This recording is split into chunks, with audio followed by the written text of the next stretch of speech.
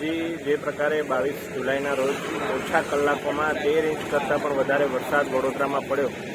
એને કારણે વડોદરાની જે વોટર કેરિંગ કેપેસિટી હોય એના કરતાં પણ વધારે વરસાદના કારણે વડોદરામાં ઠેર ઠેર પાણી ભરાવા, નીચાણવાળા વિસ્તારોમાં તારાજી સર્જાવા જેવા અમુક દ્રશ્યો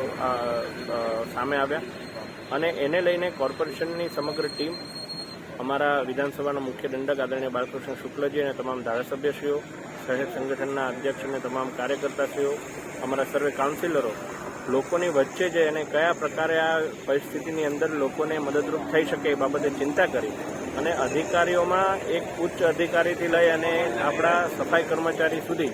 એક કર્મચારીએ એક ટીમ બની અને જે પ્રકારે પરિસ્થિતિને મેનેજ કરી અને અત્યારે સંકટ હાલ પૂરતું ટળ્યું છે એવું આપણે કહી શકાય. એ બાબતે હું તમામ લોકોને અભિનંદન પાઠવું છું. સાથે જ આપ સૌ મીડિયાના મિત્રો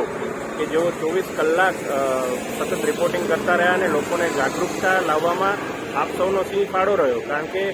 આપના રિપોર્ટિંગના માધ્યમથી લોકોને પરિસ્થિતિની ગંભીરતા સમજાય અને તેઓ સ્થળાંતર માટે અથવા બીજા કોઈ સહકાર કરવા માટે તંત્રને તે લોકો રાજી થયા. એટલે આ બાબતે મીડિયાના તમામ ટીમ મેમ્બર્સનો પણ હું ખૂબ ખૂબ આભાર માનું છું, અભિનંદન પાઠવું છું. અને હાલ જે પ્રકારે મેં નિરીક્ષણ કર્યું છે, વિશ્વામિત્રની સપાટી 20 ઉપર આવી છે અને અત્યારે નીચાણવાળા વિસ્તારોમાં કયા પ્રકારે પાણી ભરાયા છે એ બાબતે પણ